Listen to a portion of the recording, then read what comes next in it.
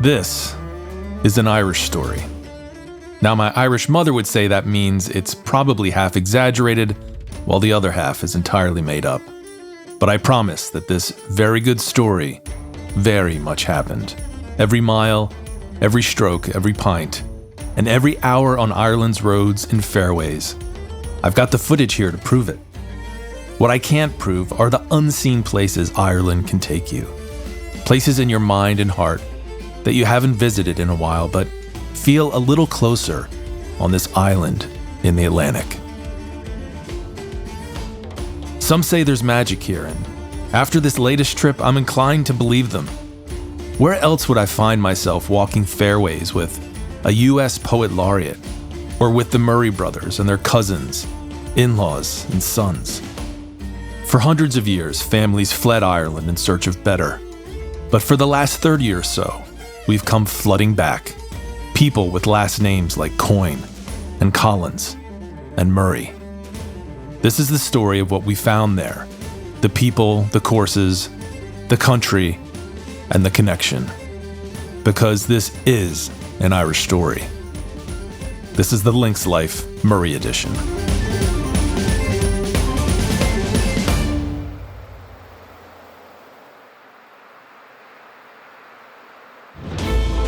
Life is too short to wait around for tomorrow's tea time. We were here to golf Ireland, damn it. And here's the plan that would take us from one edge of the country all the way to the other. Day 1. Right off the plane and off to 36 holes east of Dublin. Now in the morning, we'd head for Druids Glen in the stunning Wicklow countryside. This was a new course for me, and as a host of multiple Irish Opens won by the likes of Colin Montgomery and Sergio Garcia, I was eager to visit a course I've been hearing about for years. Now in the evening, and it stays light past 10 in the summertime, we'd squeeze in as many twilight holes as we could at another new venue for me, the Carton House. It was a 5-star hotel with courses by Mark O'Meara and Colin Montgomery. And if the golf came halfway close to the images of the hotel I'd been studying online, well, we would be in for an absolute treat. Day 2. Assuming the group was still mostly upright after our opening day dash, it was straight across the country for my favorite day of golf, 18 or 27 holes at the Carn Links in yonder Belmullet. I was excited for the Murrays to see all the courses on our list, but Carn was at the top of that list because, well, you'll see. Day 3, we'd head north for the Donegal Links, an Eddie Hackett masterpiece the locals called Murva. And then we'd keep moving up the coast until we almost couldn't go much more. And by day 4, we'd arrive in Rosapenna to sample the new St. Patrick's Links by Tom Doak. We'd be among the first Americans to play it, and I couldn't wait to sample what might be one of the most anticipated openings in a decade, and potentially the last true links built in Ireland, given the environmental protections placed upon linksland. Should the group still be moving at this point, we'd sample another American designer's handiwork by visiting Narin&portnoo on day 5, where Gil Hands recently did a major renovation. Now, I'd played it before Gil was there and I liked it, but I was prepared to get back now and love it.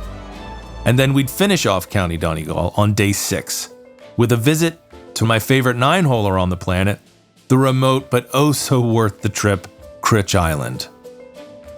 On day 7, we'd spin our sails around and head south back towards Yates Country in Sligo, where the hulking dunes of Enniscrone awaited us. Day 8 would bring us closer to Galway as we sampled the links at Connemara, a setting as stunningly remote and natural as any I could remember in Ireland. And on day 9, we would wrap things up at the Galway Bay Golf Resort, where I recalled water both inside the course and all along its edges, in case the crew had any golf balls left to shed. The Murray clan. When it comes to Irish-American success stories, this down-to-earth crew ranks at the very top, at least when it comes to screen time and smiles inspired. To be a Murray is to be a golfer. The game has played a huge part in all their lives, from former caddies and groundskeepers now grown up into well-traveled players who don't take too much convincing to come out and play. Brother Bill, or Billy as he's referred to by his brothers and nephews here, well, you know who Billy is. What you might not know is how devoted he is to golf. You may have seen him ham it up at Pebble Beach, but at the end of the day, Bill is a grinder, looking for a way to beat his brothers when it's time to match scorecards. Come on, get lucky, right? Yep, perfect. That was ugly. So maybe that's how we all ended up together at my favorite piece of golfing property on the planet, the Cairn Links on the far-flung Belmullet Peninsula. To find Cairn on your own feels like something of a miracle. To somehow bring this particular busload of Americans there, let us never underestimate the magnetic pull of a great golf course. I don't know how many years you've been caddying, but I did this for a long time.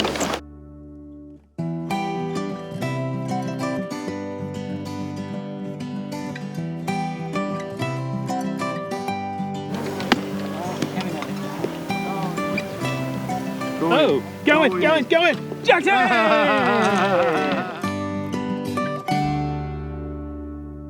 That is the smallest frog I've ever seen. No, I'm not tantalizing or torturing him. On your mark, get set, go, let's race. I'll give you the inside track. On your mark, get set, go, let's race. On your mark, get set, go, let's race. All right, you lose.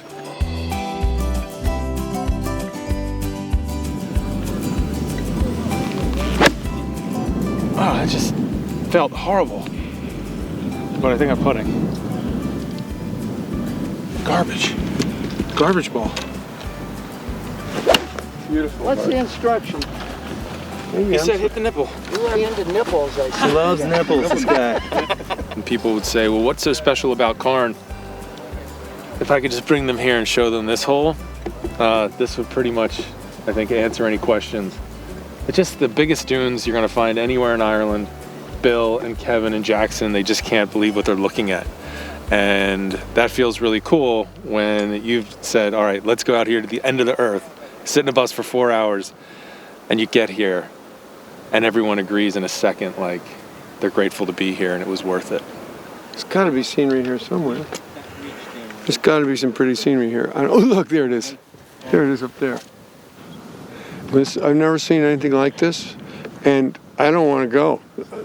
I just soon stay here and play this every day. I don't need to go anywhere else. It's really, really, really something. And the people are not as nice as they are at other places because they don't have to be. No, it's just a little joke. People are really nice. No, I was just thinking about how nice they were at the place that was brutal. I thought, well, maybe they're nicer when the courses are hard, but no, everyone's been really nice. We're having a grand time, and this is, we can just do 360 with that dumb camera of yours and say, what's wrong with this picture? The only thing that's wrong with this picture is I am the problem here.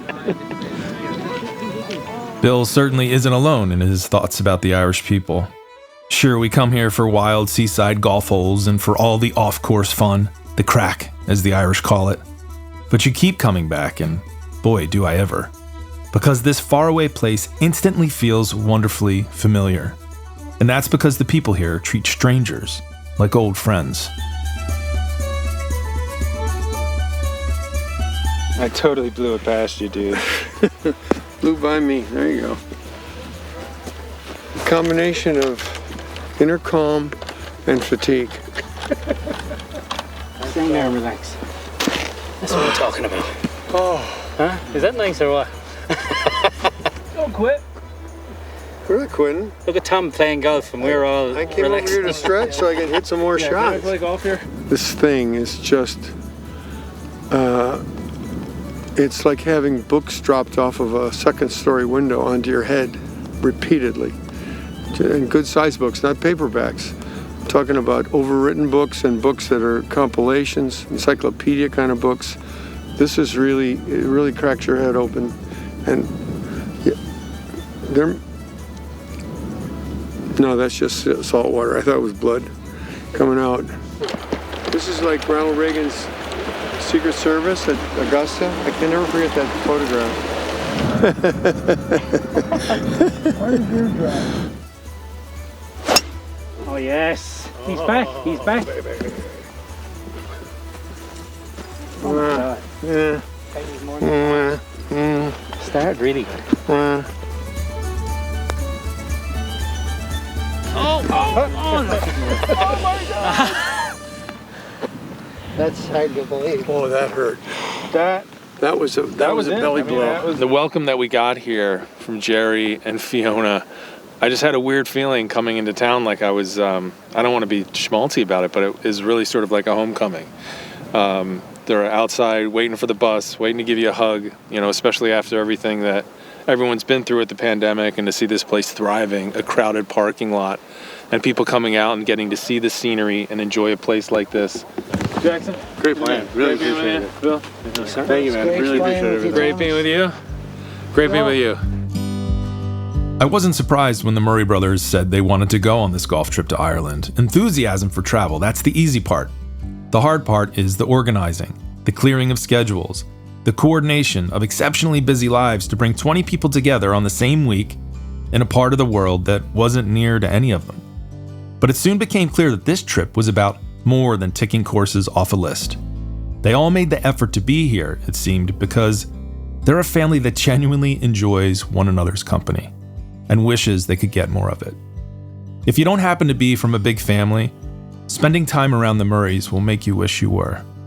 Spend enough time around them, and you feel like you are part of one now. It was not a trip for the faint-hearted. Our bus traveled some 500 miles in 9 days. When I told the Murrays they'd have to get up early tomorrow to come see some birds, I heard the grumblings come from the back of the bus. But when the falcons started to fly, they were all glad they'd set their alarm clocks. Welcome everybody to Mount Falcon. The little guy I have on my hand here at the moment is Phantom. Phantom's a peregrine falcon.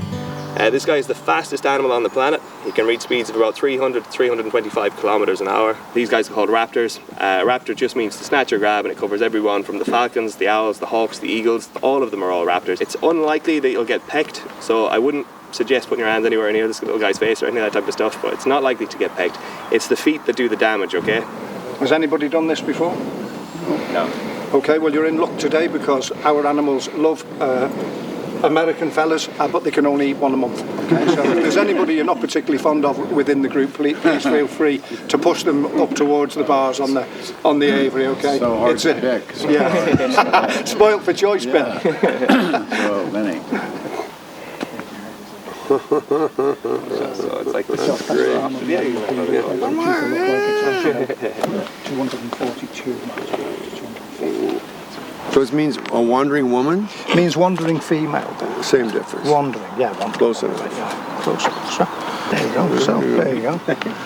So when you're holding the bird laser, keep your hand in the attitude that it's the last pint of the night, you've no money left, last orders is gone, it's full to the brim and you don't want to spill a drop. Don't let the animal make you turn your hand round. Keep in that attitude, like the turret, the tank. Don't move your hand. Done this before, Bill. I mean drinking. Not the bird. Do you think there's a Weaver where we could get one of these hats? I'd love to. What, like a man-sized one? Yeah, I'd love to look the part. They're kind of cool for going out for a pint with. Cooper, if you had that hat, you could say to a lady in a pub, do you know what my closing speed is? Obviously all going off to golf today. Lots and lots of words that come out of falconry because it's 4,200 years old. It's brand new in Ireland, it's only 2,200 years old. We mentioned hoodwinked and henpecked and pecking order, but one of them is, back in the day, you would have a cadge, and the old fella on the estate who couldn't wield a shovel anymore would come out with the falconers and carry the cadge, and the cadge would have different raptors on it, so he'd be the old cadger, or the old codger, or the caddy. Okay. Good evening. Straight past it. Still not working.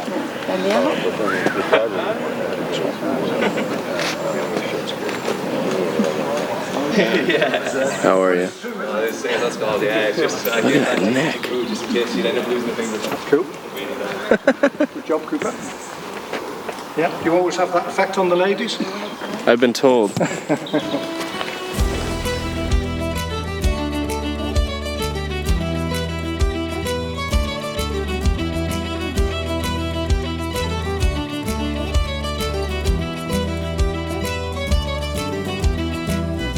On some of our long rides between courses, I took a moment to recall that I'd once walked these roads with clubs strapped to my back. Those memories felt like scenes from another life, especially now that I was on a bus that it seemed most of Ireland was following. A bus that arrived at golf clubs like we were a rock band pulling up to an arena. I'd like to think the crowds were here because they all loved golf books, but probably not. And fair play to Bill. I know he just wanted to golf, but he made time to say hello or take a picture. I guess it wasn't every day that Bill Murray and his golfing crew rolled into town. There's Irish time and then there's Murray time. Irish time is kind of 10 minutes either side of where you want to be. Murray time is whenever we decide to leave. It could be 45 minutes after the time, it could be an hour after the time, but we get there. That's actually one of the main Murray time issues, is people just showing up and asking for a bit of Bill's time or a bit of for a few photographs and a few bits and pieces, but we get on with it. Oh my God. Well, In your younger days, you know. that is a bad cook and burn. Wow, That's really that's a younger picture of me. Yeah, that's great. Yeah, big Well, I fan hope of that didn't hurt at all. I hope no, it didn't hurt one bit. it's pleasure painting, you know. Great. It was always funny when someone snuck around the crowd of Bills fans to come find Joel and tell him how much they loved his work in Mad Men or any number of the films and shows he's appeared on. The little brother of the group, Joel Murray, was my steady golf partner on the trip and, dare I say, the best player of the family. Bill and Brian might not like to admit that about their kid brother who once turned down the role of Spaulding in Caddyshack because he wanted to hang with his friends that summer, but Joel is a gamer. The Donegal Golf Course, or Merva, as the locals call it. It's another Eddie Hackett charmer with my favorite logo in golf, the Donegal coat of arms. Now, it's actually history's first coat of arms, and it recalls the moment St. Patrick struck the warrior king Connell's shield and miraculously left a crucifix emblazoned there. We've arrived here in County Donegal, stunning country up here, for a big grudge match. Me and Joel Murray at Donegal Golf Club. Our $5 grudge match. I think you've beat me the last couple times. Well, who's keeping count other than me? So Joel, you'll see, is very sneaky good. Plays a real open-faced hook, gets it around nicely. I don't know how you get an open-faced hook, but he does it. And also his boys here, Gus and Hank, for the moral sport. So this is going to be a tough one for me.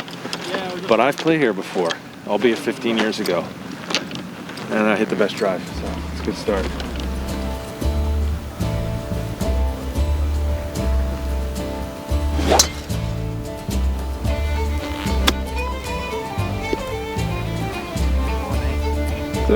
Sit.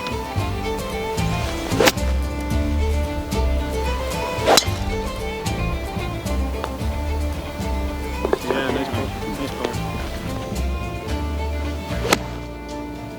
We could go in the hole. Never had one. Never had one. Good time as any. That is quite tight. Oh, That's gotta be a lead. that would have been. Yeah, that would have been tears. That is like. That would have been tears in his eyes. Oh. The Mystery Club. I mean, from this angle, I can't even see the ball. Oh, it's I not- want to give it to you because No, the shot was so dramatic, That's a little long. but it is outside the circle. That is a little long. Do it, man! Nice par, Joel. Nice par. So this isn't your first time with cameras on the old golf course.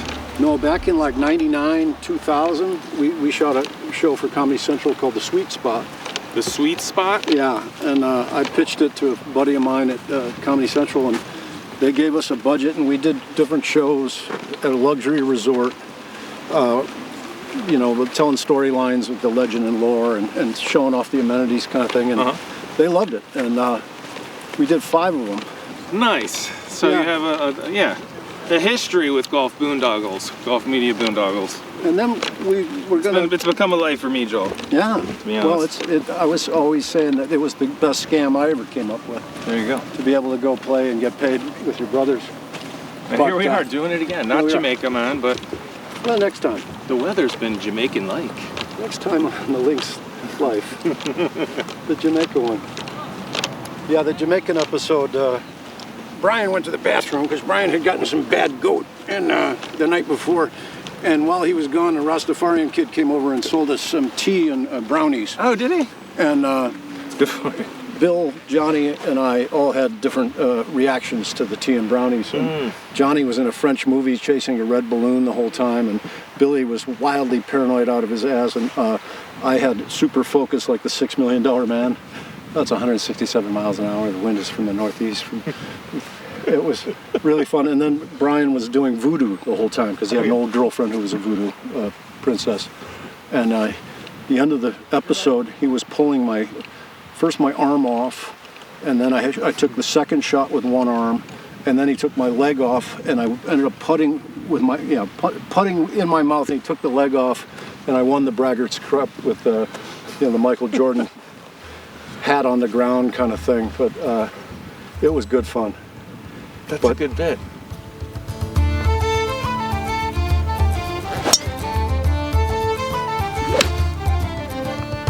Why are you going over there? There we go. Oh, come on, get there. Come on. Go. Get there, get there. Oh. Here we go. Ooh, that would have been nice. Sandy would have been nice. That fairway. I'll kick a little to the left in the semi, but it should be okay.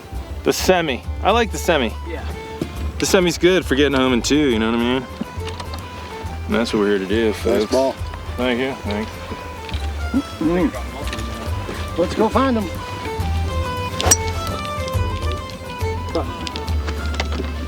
That's better. That's a mid-flight mulligan is what that is, a mid-flight.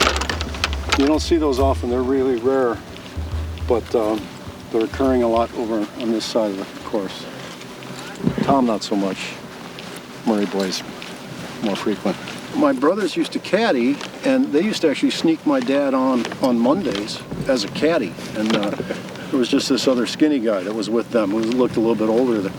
But my dad used to play with them. I never got to do that. But after he passed, his clubs were always used by Andy, John, and I. You know, they were a gift from those brothers, but they were the clubs we always had. There was Walter Hagen's, and it had a 1-through-4 wood. You know, used to hit a 2-wood off the tee kind of thing. But we grew up across the street from a convent, and we would play, you know, from, well, let's pick out that tree, and you had to chip and hit that tree. Yeah. And with those clubs, and you know, maybe you split up half and half, or maybe you were with the kids down the street. But that was our golf course growing up, and the 100 acres of this convent was our world. We did all kinds of things, and they're illicit and not illicit things.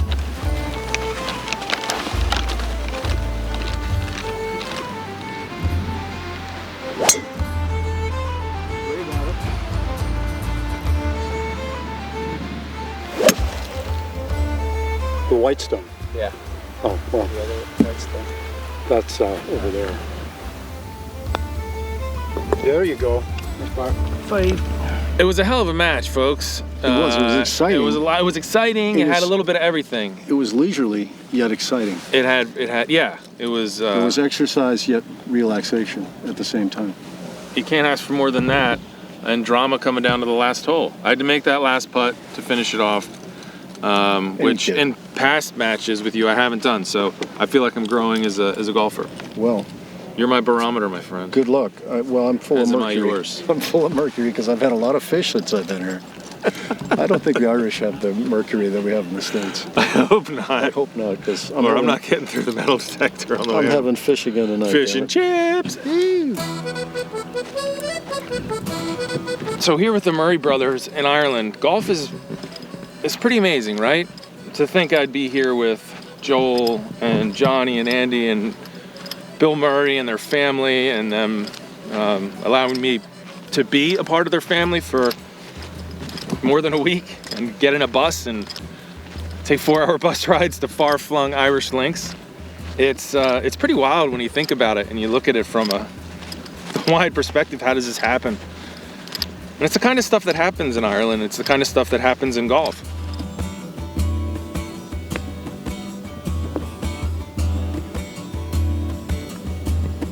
Go in.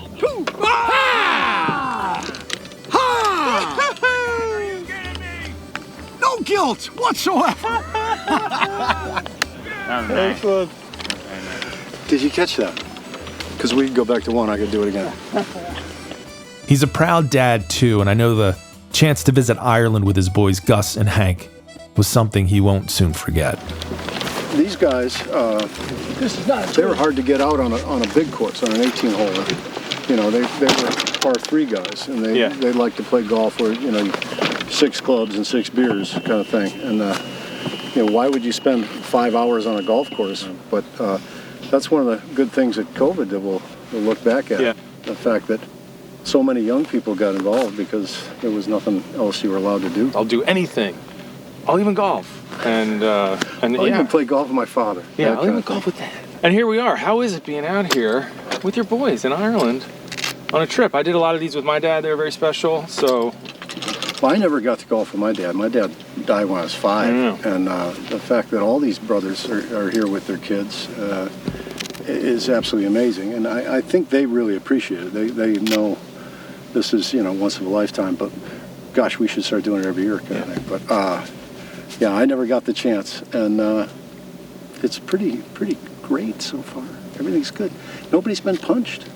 That's good. I mean, because the Irish does break out. I know.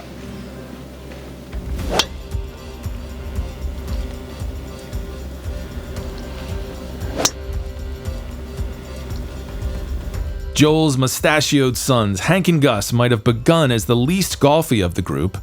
Hank packed as if he was headed to Milan instead of Belmullet, and Gus brought with him a new swing thought for each hole on the trip. But we all watched the golf bug sink its teeth deep into both of them. They're also 2 of the nicest young men I've ever met. They're both pursuing careers in entertainment where, if nice guys don't finish last, you'll be hearing their names before long. So, it's pretty awesome, I think, you guys being here. Well, that's my opinion, but hanging out with your cousins. Ben might be my favorite because Ben had season tickets to the Bears, and he would take me to a lot of Bears games. And Ben would be my favorite because I think he's got a little chain, you know. Yeah, he was my spiritual guide as he was my confirmation sponsor. He was? Yeah, I haven't seen Drew since I moved him in. We drove from LA to Austin, and I think he still needs to Venmo me like $100 for that.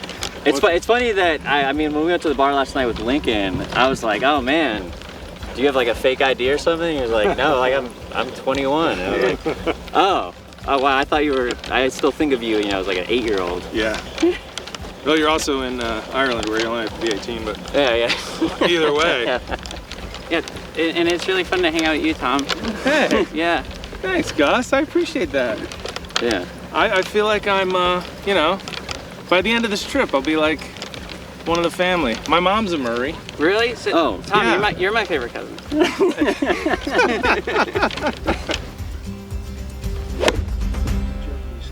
Here we go. Ooh.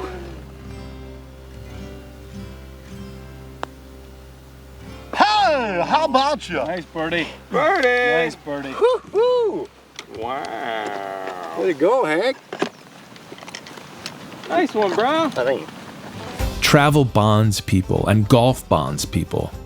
Put the two together and even a family as large as the Murrays gets a little bit bigger. As we planned our trip over the course of the pandemic, rescheduling it once and then waiting for a last-minute green light on Irish Travel, our final number had changed with the weather. Bill was eager to invite extended family, and he was right to do so. Because as funny as people might think the Murray brothers are, the real comedian in the family is cousin Kevin Collins, the family dentist. Show your teeth, you're a dentist. Yeah.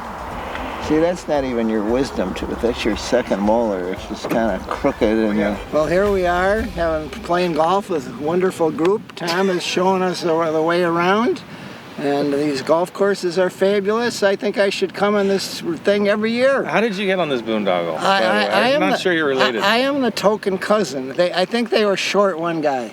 And I think that's the only reason. Actually, they invited me because of my wife. My wife invites all these Murrays to our lake house, and I think they felt obligated.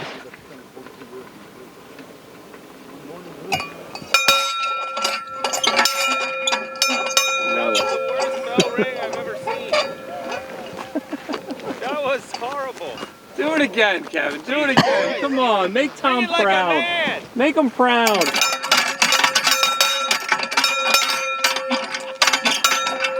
I'm bad. I'm bad. I'll never make it. There's a cow either. Okay, this is Kevin tries to ring a bell. All right. Take. Should I go this way or that way? Take 2. Wait a second. Kevin rings a bell. Start this over again. I think it's in the wrist. You got to get like you got to whip it, right? All right, let's do it. I don't know.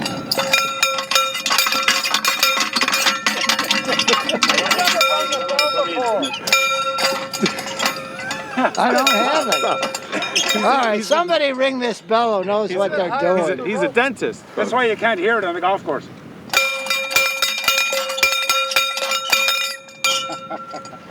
Go up higher on the,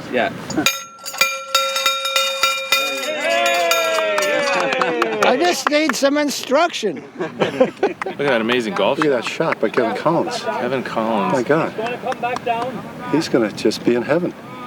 Good for Kevin. He had a hard time with the bell, and then to come back and I've never seen somebody so inadequate with a bell before. those hands are work on they've your never teeth, heard the word clapper or used it effectively in a sentence before. And he does root canals. Right? He should know all about clappers. Joining me as non-Murray blood relatives were my dear friends Susanna and Billy Collins. A 2-time U.S. Poet Laureate and perhaps America's most popular living poet, I'd admired Billy's work since my days reading it in college, and then teaching it in college later on. To find out that he was a golfer, then that he was a dear friend of Brian Doyle Murray, and then that yes, he would like to come to Ireland with us, it was a heady experience for a word nerd like myself. Throughout this golf trip, I'm trying to add a little culture. Just difficult to do with this crowd, but to elevate the sensibility there, and I've been reading a poem or two. So the last poem I gave them was a little poem called Predator, and it goes like this. Predator, it takes only a minute to bury a wren, 2 trells full of dirt, and he's in. The cat at the threshold sits longer in doubt, deciding whether to stay in or go out. Period. As the poet laureate of the bus, Great film.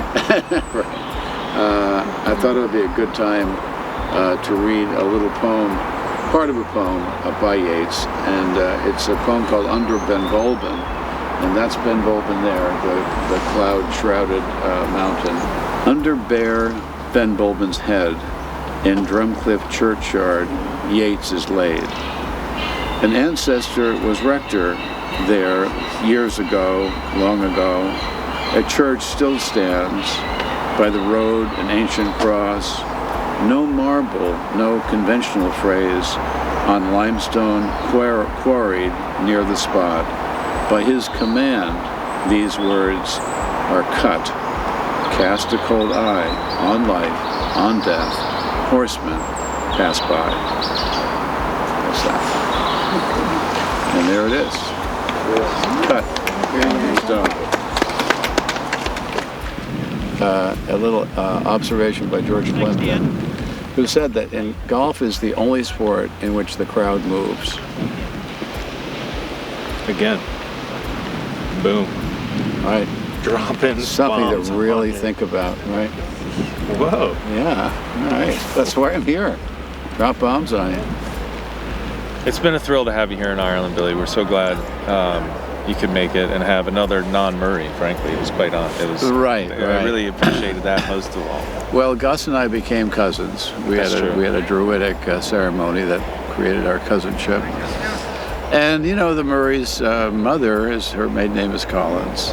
Oh, that's right. Yeah, there you go. Lucille. So it's all the intertangled. My mother's maiden name is Murray.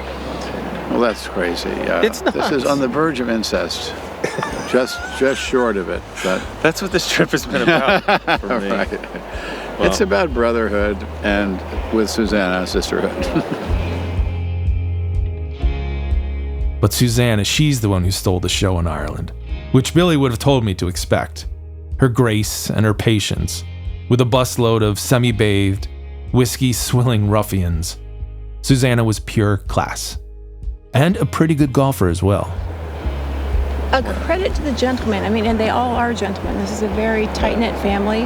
They're all so polite and welcoming and genial, and I just felt completely accepted by everyone, and I don't feel like I, put a little bad juju on the bus, and anybody had to mind their P's and Q's because they're already good. We're locked into the front of the bus because we have to guard Bill Murray's seat and make sure nothing disappears. Because he had one of these the other day. Yes. And it's gone, and we can't figure out where it went. And I thought we'd be like in little smaller groups, maybe smaller vans or something. I didn't know that we would be on this bus with bus life. The bus life, and the music was so good. Yeah, there we go. No golf trip is really complete without a rock and roll chef, and Andy Murray fit that role effortlessly. As the man who runs the Caddyshack restaurants and the lead singer of the 1980s Andy Murray Band, the man exudes coolness. Spend enough time around Andy Murray and your collar just starts popping up on its own. Father, son, friend, best friends, therapists. Mm-hmm. I mean, how would you characterize your He's my how best you guys friend. get together? Yeah. He is my best friend, by far. And, I got very lucky. I was able to play, his mother had a very successful job. And so I was able to play Mr. Mom. And he needs to work on his golf game. Get him to the golf course. Come on, Drew, we're going to the golf course right now. I've seen you guys get up on stage with folks, engage with people. There's a sort of fearlessness, which is kind of, like you said, I think brings a lot of joy and a lot of fun to the group, and it sort of is it makes people want to be around you. It's kind of cool. It's kind of our business in many ways. It's, Billy's an actor and Brian's an actor and Joel's an actor, but, I'm a restaurateur, and that's what I do. I kiss babies and shake hands, Yeah. And it's been nice as well to watch how you all, Andy, how you interact as brothers. Like you said, different lines of work, but, seeing the four of you together on this trip, and how tight you are, and as well how you look after Bill too, and the demands that people are always asking him for this and for that, and your sensitivity to that. You're on the same team in a way that I've felt is really it's been really cool to see. We're pretty tight. I know a lot of people who just can't believe that there's many people in my family, and we all get along. I noticed that. And we can give each other some grief, but it's all good nature, and by tomorrow, it's over. I think a lust for life is something that's, he's given me, that, Cooper's dad has given him, that has been passed on from, the generation before, and that is, it's given us so much fun, and understanding, what to, and how to see where life is and how it reveals itself in unexpected ways. Life is in the tall grass here sometimes. It's hard. And I've been living there for a long time. Your life. You're out there and you're working, you're sweating, and you're trying to find your ball, but sometimes that's living. It's not just easy hitting greens and right. And just I don't know that life, so the hitting greens life. Hitting the greens life, yeah. I might be the best dressed guy here. Well, your son would probably disagree. Of course he would. Probably disagree. And for someone whose hit song was "I Get Better Looking Every Day," you have to believe that, right? I get better looking every day. It's catchy. Now it's going to be stuck in my head the rest of the round. The apple does not fall far from the cool tree when it comes to Drew, Andy's only son, and the only scratch golfer on the trip for that matter. Essential to the golf trip recipe is that one fearless soul who, quite simply, goes after it. The golf, the food, the drink, even the microphone and tambourine. Drew's zest for life lifted spirits on our most exhausted days. And with the number of holes we walked, there were plenty of those. Drew Murray, he scored really big with me on this trip. He scored really big points. We always kid about Drew because we feel like he's just had it too easy, too damn easy. But he really showed up. He did a lot of things that struck me as like, hey, that's what a man does. That's what a real man does. That took nerve to do. Like, people don't want to necessarily make a fool of themselves or take not a fool, but just take the lead on making it like upping the fun level, There are people that will go like, oh, well, we're having a fine time and we've had a glass and a meal here. But he was always game to up it, especially where others in the group were concerned. He did make it better for the rest of us. So Drew Murray was like my hero. That's a great shot. Not a bad effort. Hello. Hello.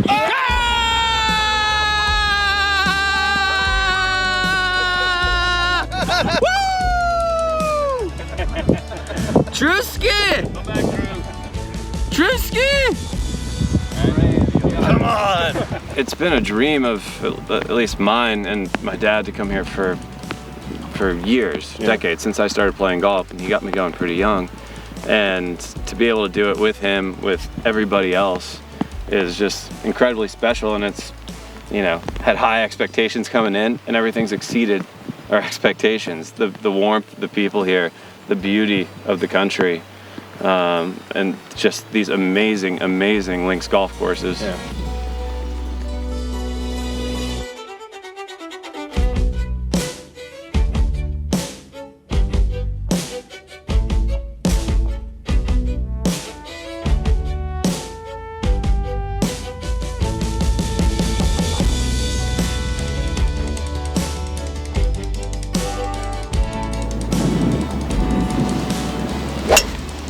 Oh, he's found stay. Stay. Miss 3. All right, can't fall. Seamus, run ahead and find my ball.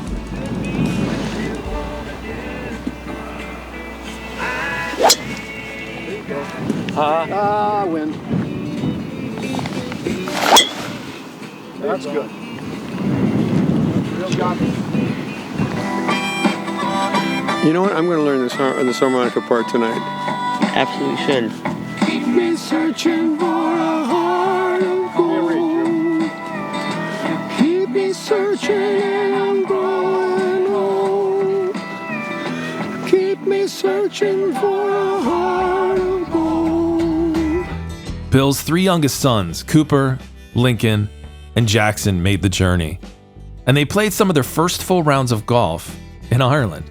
Now that will either make you a golfer for life or make you quit right on the spot. But they never complained, and they said thank you a lot. All the Murray kids did. Forget their famous last name. They'd been raised to be humble and to be kind. Now, as the youngest of our traveling circus, their golf scores just might have been secondary to the post-golf attractions around the towns we visited. It's tough to say. I was probably asleep. You guys are close. You're a close group, you 3. I can see you look after your the 2 youngers, and they look up to you, and it's just a cool thing you guys have, and it's awesome you're able to be here with your dad. Did they say that on camera that they look up to me? No, it was off camera. And okay. There were tissues involved. Good. And stuff, but being the youngest, you found good ways to. You need a little more sleep than the rest of us, I've noticed. Yeah. You excel at napping. Yeah, well, you got to get it when you can. Yeah. On the bus, on the floor of the bus. Happens. What would you, as a first timer coming to Ireland with fresh eyes, what would you take from Ireland and like to have back home? More laughs. More laughs. Yeah, everyone's having a good time. It's your own sandbox out there as long as you keep playing. It is, but yeah, it's been a lot of laughs. It really has been, hasn't it? I mean, from the bus to dinner to the crack has been good. Yeah, and everyone has been so nice. The Irish are about as gracious a group of people as you could come across. They just treat you like a king, is what I always said. In America on the great golf courses, you damn well better be off the property by sunset. Don't let the sun set on you on our course, mister. But in Ireland, the secretary of the club will be there to stand you to a pint when you finish your round. Have you been to Ireland before? Never been to Ireland. First time. Impressions, thoughts? I love it. It's so comfortable. It feels like home in a way that people tell you it would feel like the motherland or something like that. Everyone is super welcoming. You're very welcome is probably the thing I've heard most everywhere we've been. Is just you're very welcome. Not just and they welcome. insist on it. Mine's wet. I'm wet. I'm sorry. Felt good though. Felt real good. Koopaloop. Oh, cool. Where might I find that one? Excellent. Thank you very much. We're in the water, son. Yeah. Yeah, say 3 off 1. 1 in, 2 out. Now, on our second to last day, that you all should be drinking for every birdie some whiskey. You've been doing that. We've been trying to. We've absolutely been trying to drink for every birdie. Yeah. There have been no birdies. I think we've gotten like 2 nips in on 7 days or something like that. Yeah, but like, no, we're toasting. We're ready to do it. Yeah. Hopefully the resort course a little more tuned in for the birdies. Birdie for today. opportunities. Yeah, So exactly. those little bottles have no chance. Thankfully, there are big bottles as well. Yeah. So it could just be a birdie fest, and people could just stumble their way in. So you'll know by how people are walking coming up 18, really how they played. It's not a coincidence that Drew is the only one to have finished his custom Jameson bottle and is also the scratch golfer in the group. Oh yeah. Well, you know, I've started really nicely the past few rounds when I've been, you know, sipping on this thing in the bus before. If you don't have a range, you got to warm up somehow. I know we got a range today, but it's good. Some ibuprofen, some whiskey, some water, some stretches. Living the dream. Some music. I love the music here.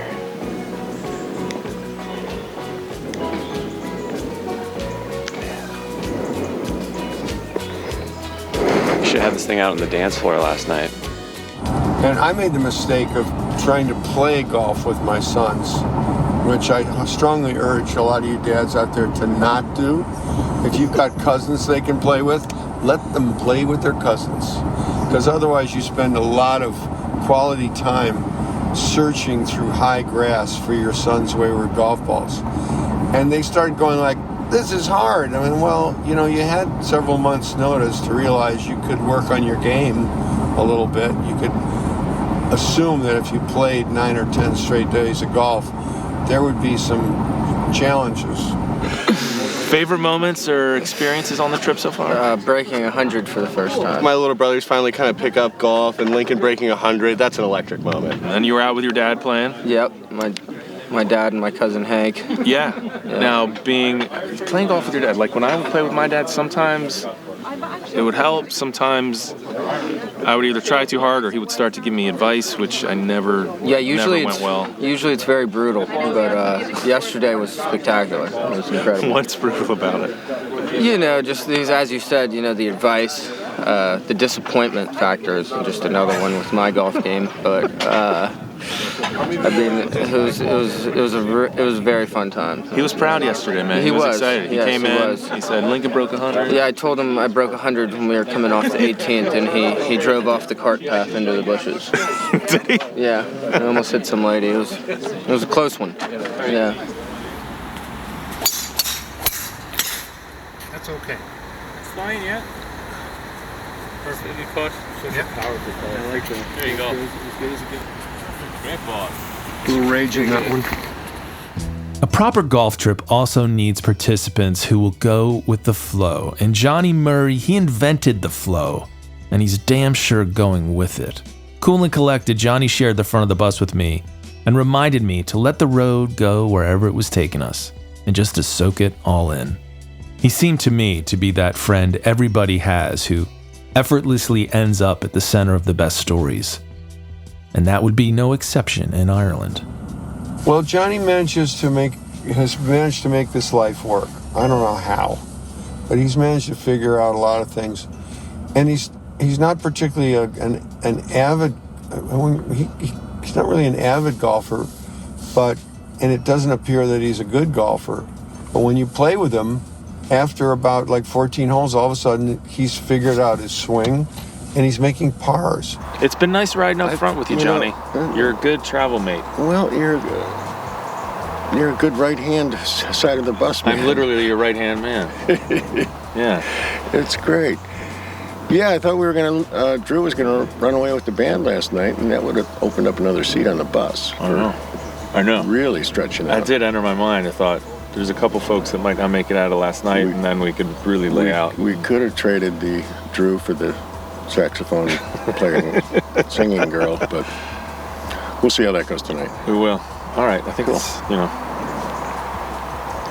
Back on the bus? Back on the bus. Back on the bus, that's what we do. Ben Crane's come up to join me and Johnny. We've got a special guest. He's been spending most of his time in the back. He's kind of a back of the bus guy, but somehow has landed here. Dust off some of that back of the bus. Yeah, if you're going to sit up here with us. How are things going back there? There's a card game breaking out. Kevin Collins is looking for some way to compete with someone. Okay. This is typical. Is that his MO? I'm figuring Kevin out. He likes to play games, whether it's beach games or golf. Really? Or ping pong. Filling teeth. Yeah, that's filling cavities. Pull the tooth on the Murray. He actually, I went in for my wisdom teeth for Kevin. And he said, I'm going to open up and see all I got. And he just kind of looked and reached his hand in. And he did, wait a minute, was that my tooth? Hang on, let me get this other one. And he pulled out with his bare teeth. What? Bare hands. Not with his bare hands. The first one, the second one, he needed like just a ton. And he said, the news is you're going to need surgery to get those bottom two out, but don't come back here. Our caravan was in good legal standing, considering we had the Honorable J. Crane aboard, a renowned Chicago judge and brother-in-law to the Murray brothers. Along with his son Ben, a Chicagoland attorney, their levity and level-headedness added a degree of sanity when the itinerary went sideways. And you could always count on Ben to go find out where the hell one of the Murrays were.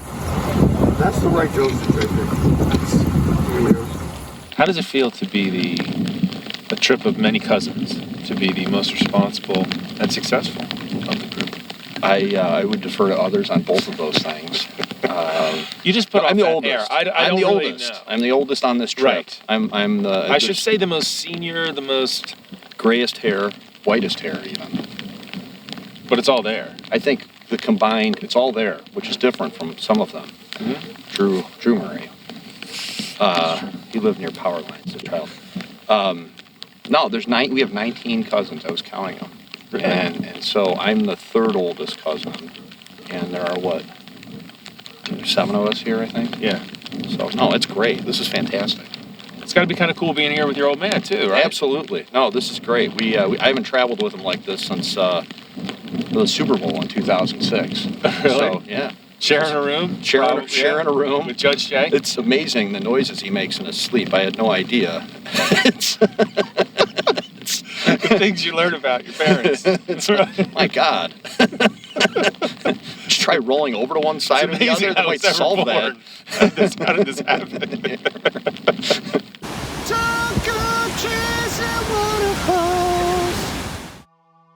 Donegal is a vast county and its golf quality runs deep. The distance between courses, however, can challenge an itinerary, especially one as bold as ours. I was glad to visit Port Salin again, one of my favorites, tucked away, hiding in an idyllic cove of Irish sand. But I hated to miss my beloved Critch Island, a 9-holer without pier anywhere in golf. As I'd been lucky enough to see it once, I sent Joel ahead as our emissary to meet the proud members out at Critch. Everything left is good. That's a little right. That's all I do all day long is hit it right down the fairway. Short is bad. I got to enjoy the rain. It was really spectacular, the Irish rain, when it comes sideways on your face. And there was some kind of like club championship. They were competing against another club.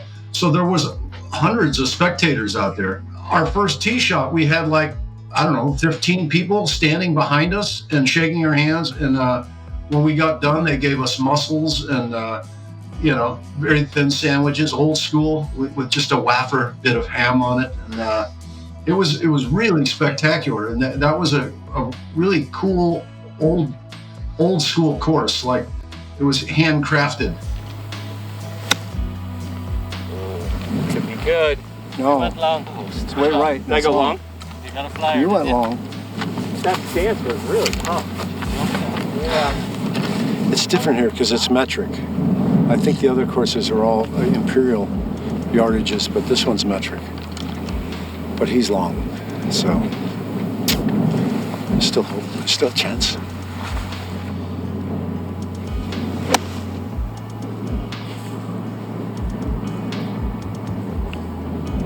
Any good? Not really good. You got the thumbs up. I got a thumbs up. It was a small thumb though, did you see it? It was like, I'm not really sure about this. Yeah, it's all good. Well, not quite that good, but this good.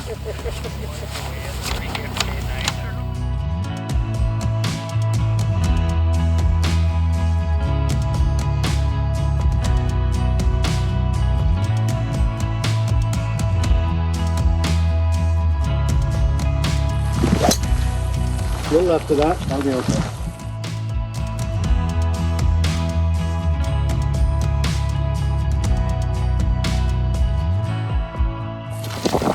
He said we could play the other tees up there if we wanted. I said if it's sunny up there, we could go up there, but I think we're good. I was happy that at least one Murray got to experience Crutch Island, my favorite 9-holer on the planet, even if it was in the pouring rain. And we made sure that Joel was rewarded for his efforts as we headed for a feast of the freshest Irish shellfish at Killary Fjord.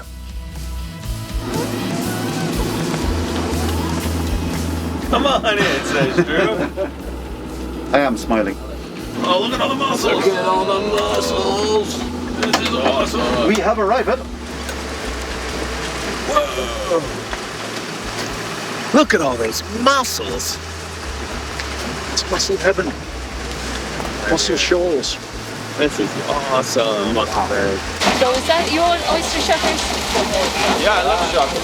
Okay, well then there's no learning, so it's just working. You want to come along? All right. You would be shucking one way or another. Kids in. Nice driving, Shane. Oh, time for some breakfast oysters.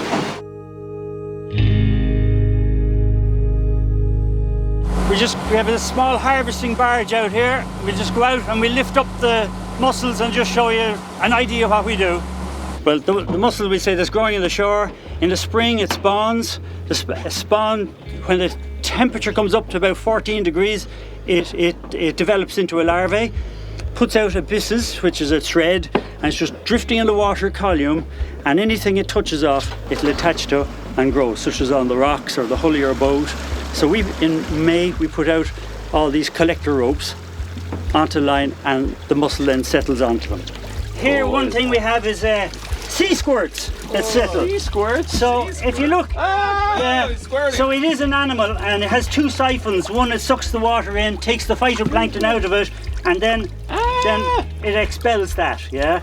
On the mussel, another guy that settles is a ghost shrimp. So if you see, look. Oh, yeah. Oh.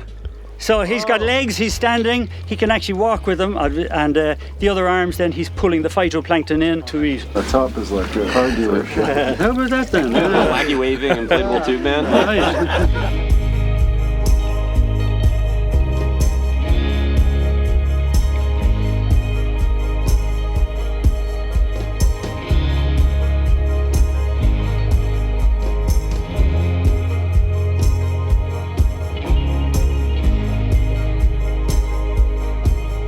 Thank you. That was great. Woo, slippery. So, not my first time shucking, but I did forget a lot. And when you try out the first water, you get little bits of debris in the shell. And the reason he turns it is you can be 100% sure that it is detached. That's the good stuff right there. All right, just at the edge of the shell. Yeah, right here. One more for the road. One more for the road. Bad idea. Yeah, it's kind of hard to stop. These all gone? Yes, sir.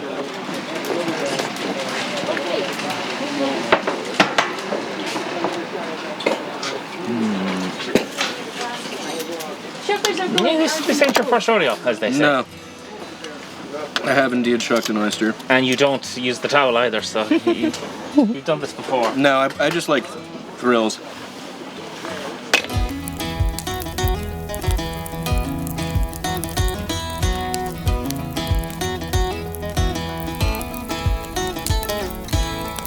All right, so you gotta pop the little eye out, or little piece. It's like a little piece of shell. Then you take your pin and you get it in there, try to get the meat of it, and then you say, hey, come on out, little guy. Swirl it out.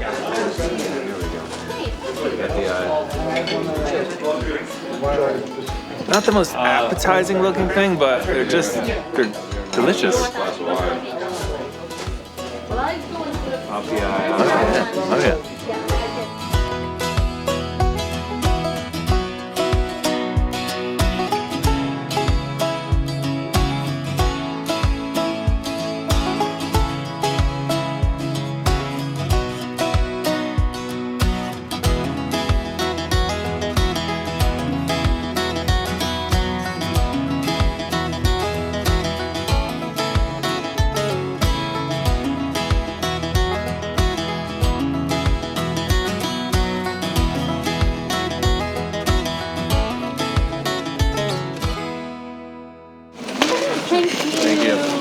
Thank you.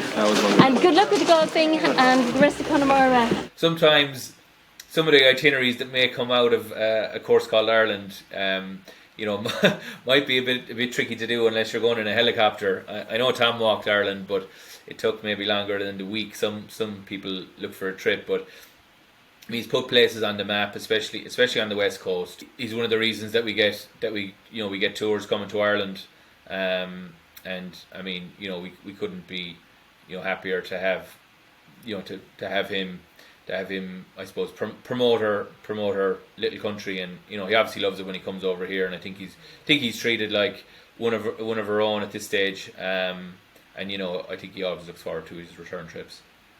It's been pretty amazing to be able to get all these cousins, uncles, brothers, adopted cousins, together for 9 days of golf in Ireland, and especially during this time, coming out of a pandemic, and it's pretty special, thanks to Ireland and our common love of that and our common love of golf. It's happening, but I think we're gonna find that I've done a lot of these trips, and one of the real rewards of putting in the miles and putting in the money and putting in the work to putting these trips together is that the group is different at the end than they are at the beginning. And they're bonded in a way that there's no way they could have expected on just a golf trip. And that, to me, is the real reward and the joy of being this sort of roaming golfer. It's not just about pars and birdies and going to cool golf courses. It's about growing as a person. And when you do it together, it's pretty awesome.